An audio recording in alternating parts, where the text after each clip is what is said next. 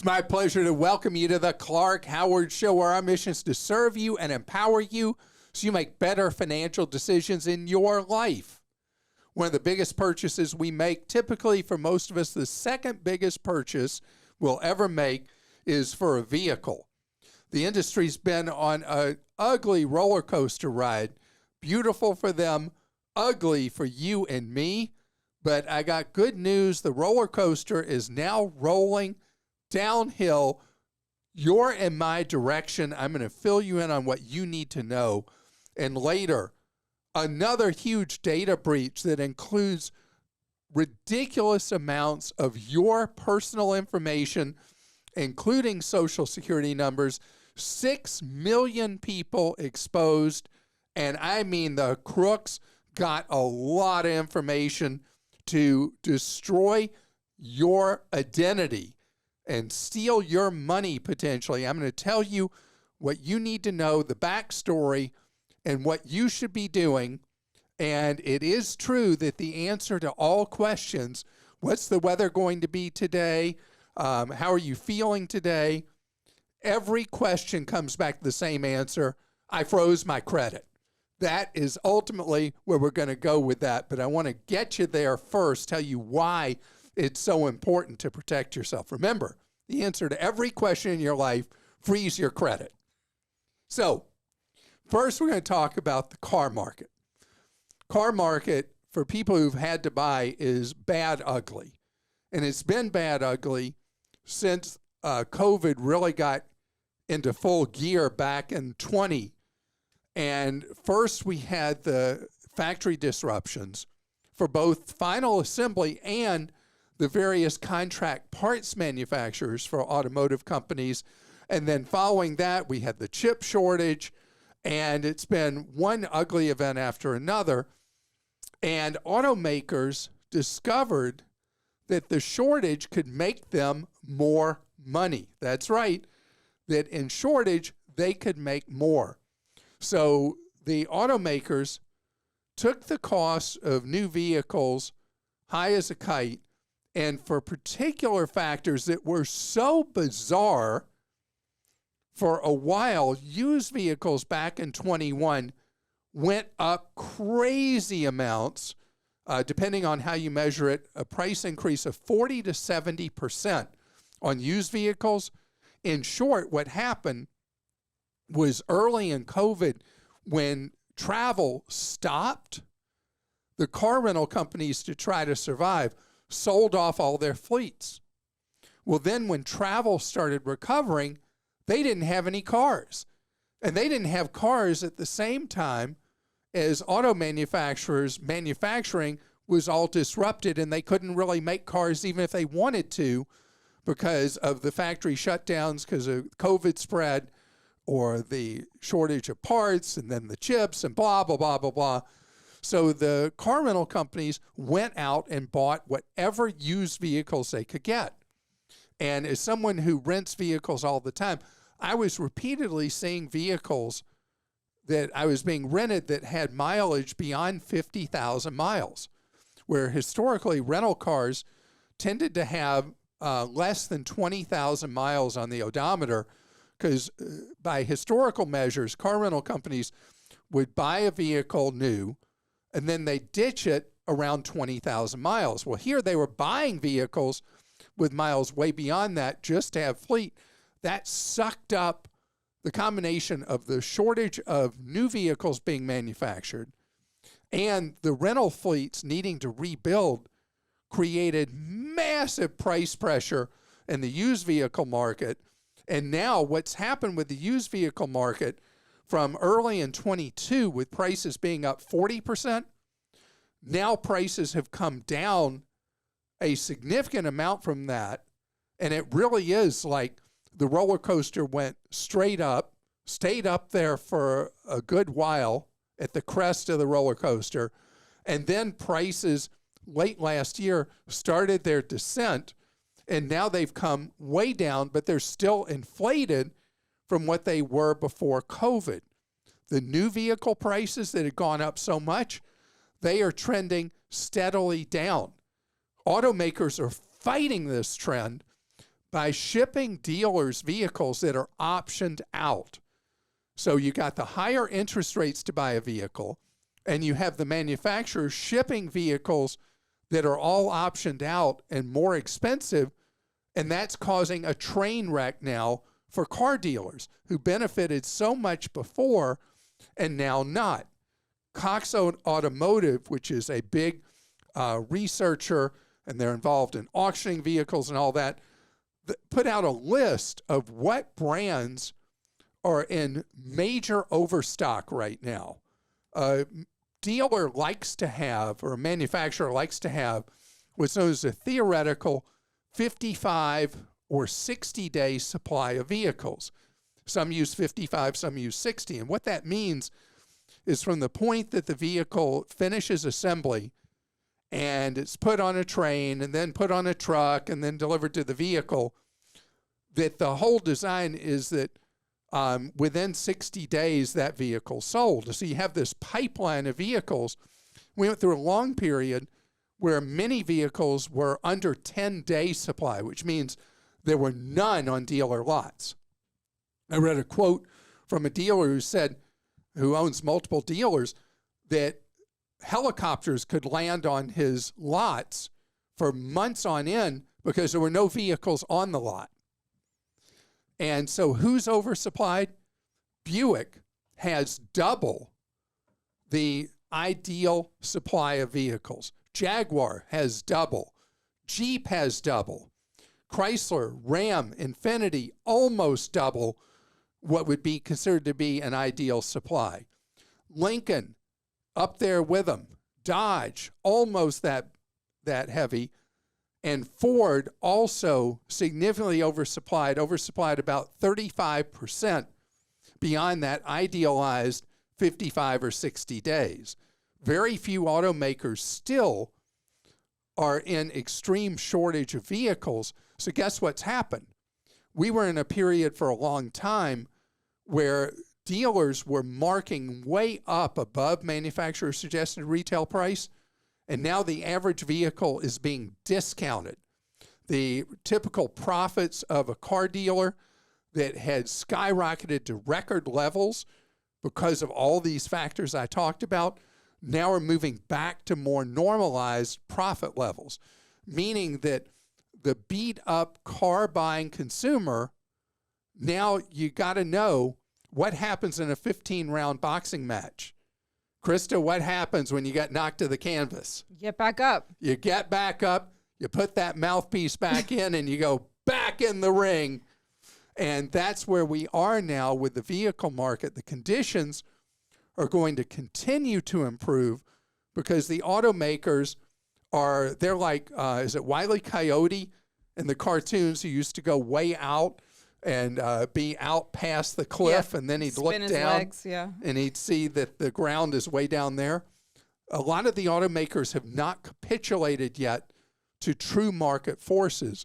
But let me tell you, one of the things about capitalism that's so great is they're going to say, hey, wonder why we have all these unsold vehicles. Maybe we need to offer more value-priced ones. So we're getting there. We're not quite there yet. All I can tell you is the conditions are dramatically improved.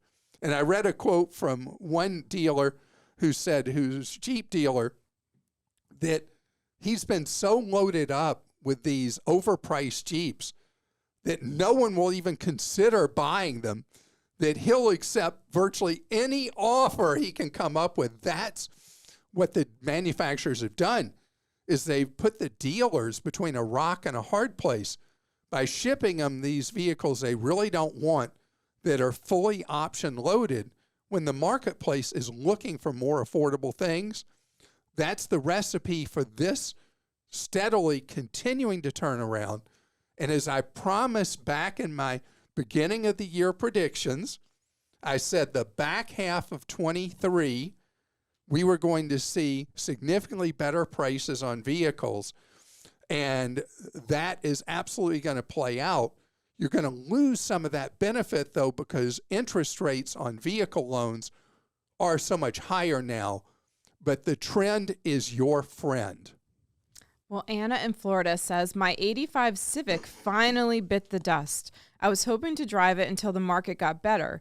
We own one sedan, but my wife is pregnant with baby number 2. Congratulations. Yes, congratulations. And I don't love leaving her without a car when I go to work. Right. It's a bit of a commute, so being dropped off really isn't an option. We definitely want a Toyota Sienna or Honda Odyssey, but are unsure if we should buy a new or 2 to 4-year-old model. We plan to keep the car a very long time, as witnessed by my dear departed Civic. Baby is due in October, so we have a little bit of time. Which option do you advise? So a 28-year-old Civic, I would say with the Odyssey and the Sienna, the advantage in your case would go to Sienna because they're all hybrids. And over a 20-year period, that fuel burn that you would not have, the greatly reduced fuel burn, will benefit you so much. Even though the Sienna will cost you more up front, potentially, the fact that you'll be getting roughly double the fuel economy that you'd get with the Odyssey, to me, would make the Sienna the better choice. But, you know, people who buy in this duopoly, because really people that buy vans think of these two as their bucket. I'd go drive both of them because you're going to own it for so long. I mean, for 20 plus years potentially. And fuel economy isn't everything. It's just really helpful. And see which one you like. So do you think new car? Definitely a new car right now. The price of the used cars. In fact, I have that chart if you want me to bore you with it. But the value of the newer cars is not at a point that if you're looking at buying one a couple years old, which is normally something I would tell people to do, versus buying new, right now you're not getting the discount to the retail price or the negotiated price of a new vehicle versus what you could buy a couple year old one. I think right now, particularly for an ultra long-term owner like yourself, buy new. Jeff in South Carolina says, I heard you recommend liability-only insurance for older cars. My son is about to be a first-time driver, and insurance is crazy expensive for him. Clark and I both are aware of that. We've considered liability insurance, and it makes sense for an older car, which is likely what we'll be getting for him. But the issue I have is with the medical side of it. If he gets into an accident that is his fault and ends up in the hospital with liability only, all the medical bills would be on us, correct? Isn't that a huge risk to be taking? I feel like I must be missing something. You're not missing anything. So there's more factors than just that, Jeff, with the medical side. So if someone's in the vehicle with your son and is injured, then the family of that kid is probably coming after you. And so there's coverage you can buy with auto insurance that is a relatively inexpensive part of the auto insurance equation that has different names in different states because insurance is regulated by the states. In South Carolina, I don't know exactly what it's called in your state, but it may be called MedPay, may be called uninsured and underinsured motorist coverage, whatever. And I can't tell from what you posted if you don't have health insurance. Generally, if you're in an accident, it's treated the same under your health insurance as a regular illness. But this is a way to protect yourself, particularly from the other person who may be injured in a vehicle. Let's say it's not your son's fault, but the other driver is driving around with no insurance and has no coverage at all. Then having the what in most states is referred to as uninsured or underinsured coverage provides for the medical care for your son and anybody in the vehicle with him. Michelle in California says, I hired an attorney to complete our estate planning documents, including a special needs trust for our son with autism. Upon review of the trust, I realized it was drafted incorrectly. I tried for months to have the attorney correct the trust. Finally, I called your Consumer Action Center, and I was referred to our local county bar association to begin an arbitration process, since this is what the attorney's retainer agreement indicated would be the avenue for any dispute resolution. I started the process with the LA County Bar Association, paid their fee, and soon began receiving letters from the County Bar Association regarding the pending arbitration process. Then the attorney who ignored me for 1 year plus was offering me a full $2,000 refund plus the arbitration fee. He wasn't willing to ignore the LA County Bar Association as persistently as he ignored me. Thank you for empowering us consumers to hold others accountable. I would not have known how to begin the arbitration process if not for the Consumer Action Center rep who listened and advised me. This attorney has since issued us a full refund plus the fee. Thank you, forever a Clarkie. Thank you for that. And our Team Clark Consumer Action Center is there to serve you 30 hours a week with one-on-one advice, guidance, and information. And that's why we've had it for nearly 31 years. And this is a case where you are able to get the tools to fight your own battle. That's really our goal, and you did it. And arbitration, you're turning arbitration on its head. Arbitration is designed to hurt the consumer, and you used it to right a wrong. Nobody ever does that. Consumers never, typically on their own, go and engage in arbitration against somebody who's done them wrong. You did it, and you got results. And the Consumer Action Center is available to serve you with free one-on-one advice 30 hours each week. If you go to clark.com/CAC, you'll see how Team Clark may be able to help you out of a jam. One other thing, you mentioned that this was for a special needs trust. I want to make sure you're aware of the 529 ABLEs. The 529 ABLE accounts are like a sibling of 529 college savings plans. They allow, where normally with a special needs child, you're not allowed to put money aside for them, or you may lose access to benefits available at the state or federal level for a special needs child. Money that is in a 529 ABLE account is exempt from those restrictions. And the money grows tax-free, it's spent tax-free for the needs of a child. And we have, it's an older guide, but we have an explanation for you of how ABLE accounts work if you have a special needs or disabled child. At clark.com. We actually just updated it. Oh, we have updated? Yeah, we updated it yesterday, in fact. So No, you did not. Yes, we did. We did, so. Wait, we just updated the guide? We did. Okay.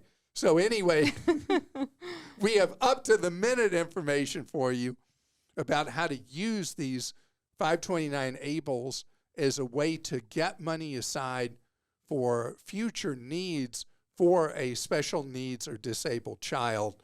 And it is a complicated area. One thing that's pretty simple, these 529 ABLE accounts. I want to tell you, coming up ahead, what I talked about at the very top of this podcast, another ugly data breach. This one gets into like quite a category of ugliness. I'm going to tell you what you need to know. I know we get to a point where we get numb and don't even absorb information about data breaches because they are so common. And it's funny how corporate America plays this. They hire, when they get hacked, they hire a firm to try to deal with the hack, try to stop the damage from continuing, the bleeding to stop. And then they hire a mitigation firm to give them all the garbage that they pretend they're doing something for you by sending you a standard letter saying that your information has been stolen and we'd like to offer you worthless credit monitoring for the next 24 months. Just want you to remember this. Anytime you read one of these letters and you see the standard operating procedure of the worthless credit monitoring, no matter how they word it, just remember in your mind, it's worthless because it is only alerting you that somebody's already stolen your identity and is trying to run off with your money. The only effective tool, and you'll hear me say this over and over again for decades now, is credit freeze. And even with how simple it is and how it's just something available anywhere for free in the United States, the overwhelming number of Americans have not done it. And then that ignores a key rule. Prevention is so much simpler than the cure. Because once somebody has started pretending to be you and applying for credit as if they're you, or buy cars as if they're you, or whatever it is, cleaning it up is a mess. So why am I so fierce about this? Well, listen to this. First reported by TechCrunch. One of the big pharmacy companies, pharmacy distributors for corporate America, got hacked, and the personal data of 6 million Americans is out there. But wait. There's more. Not only do the criminals have your information, they have, wait till you hear what depth of information they have about you. They have your Social Security number. If you're on Medicare, they have your Medicare number. Okay, there's never been one I've seen the Medicare thing. They have your name, your date of birth, and they have all the medicines you take and health conditions you have, which in some cases could lead to potential blackmail attempts, knowing personal information about you. The criminals, I don't know what this means, but people that are in the technology field will know what this means. The data file they stole is 4.7 terabytes of data, which apparently means they've got deep data on these 6 million of us. The company is called Pharmerica. Bright Spring Health is another name they use. And so this data breach, if you are familiar with either of these companies that serve 6 million Americans whose data was stolen, you need to right away, if you've not done so already, freeze your credit. What does that mean? The biggest confusion about freezing your credit is people think it means that the credit you have is no longer accessible to you. But it has nothing to do with your existing credit. It's only somebody attempting to apply for new credit as if they're you, a cell phone as if they're you. So many things where someone would be accessing your identity to verify that your standing is good, your credit is good, or that you say you are who you say you are, which is the irony, because once a criminal has stolen your identity, they are the ones who are establishing that they're you. And remember what they got. Think of all those deep layers of info they have on you with your social, your date of birth, addresses, all that stuff. It's danger. So it's really easy. You got to set aside about 15 minutes, typically at most, to instantly freeze your credit files with Equifax, TransUnion, and Experian. Again, it's free. If you go to clark.com/credit freeze, you'll see how to do it with each of the bureaus. And know that this is a nasty situation, but so many millions of us have already had information like this that has fallen in the hands of criminals for years. I mean, think about the Equifax data breach. It was the worst data breach in the history of the modern era. And criminals have all this kind of level of personal information on more than half of American adults. So if you haven't done credit freeze, regardless if you're affected by this situation or just because you woke up in the morning, you don't have credit freeze, get it done. Christa? Brent in Ohio says you recently stated not to use any bank to hold your Roth or mutual fund or investment accounts. In the last few months, I started a robo investment account with Ally Invest because of the $0 transactions and no fee structure. My wife and I have too great of income to invest in an IRA, so I thought this was a great option. Please let me know if I've made an error. You've not made an error. Ally is an exception because they're not a bricks and mortar bank. all the ripoffs in bank-based investing or bank-affiliated investing are with traditional bricks and mortar banks. That they are very high-cost operations.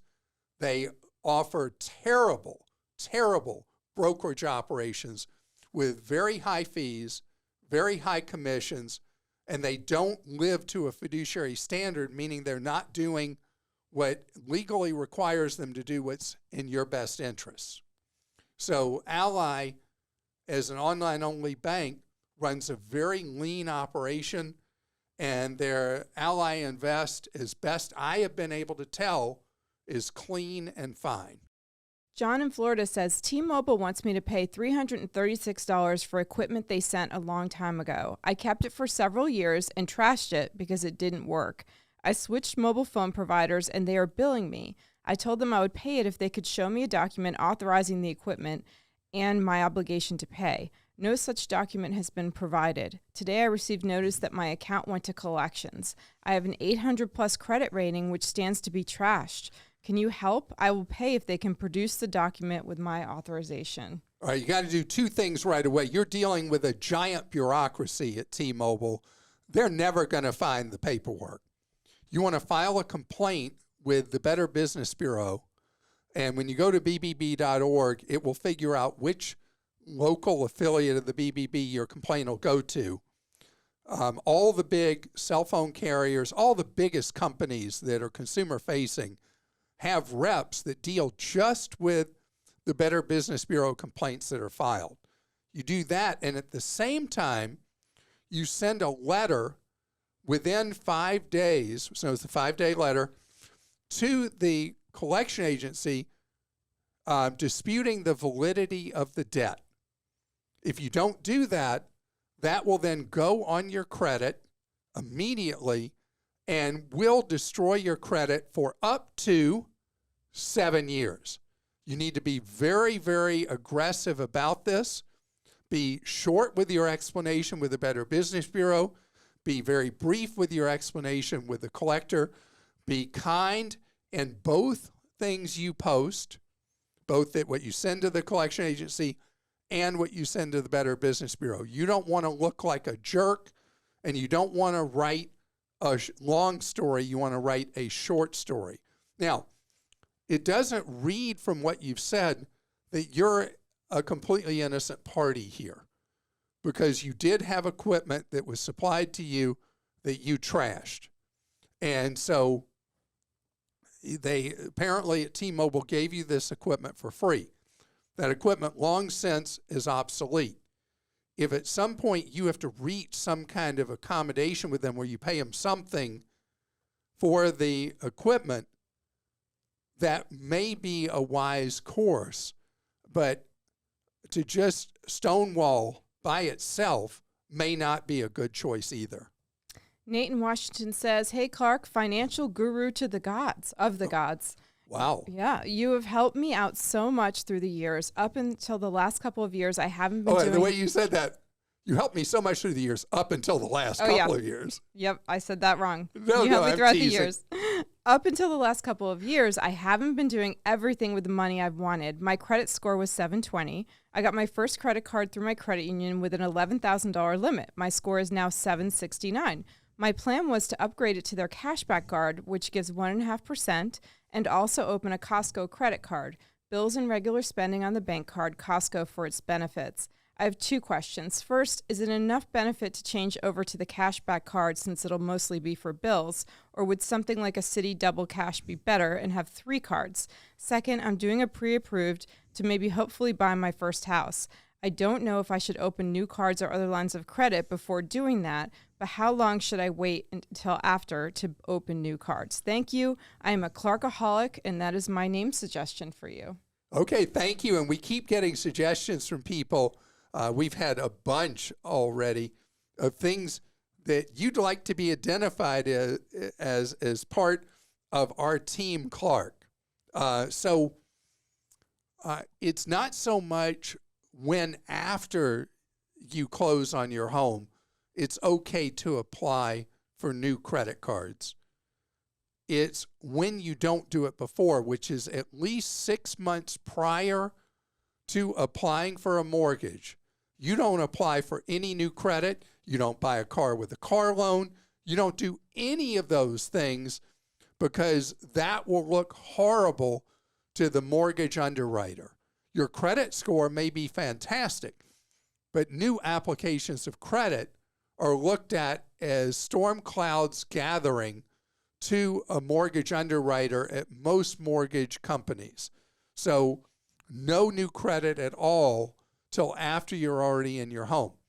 As to the thing between upgrading to the credit union 1.5% cash back or doing something like Citi Double Cash or one of the other 2% cards, I mean, 2% is better, but I like the idea of you having 3 different lines of credit.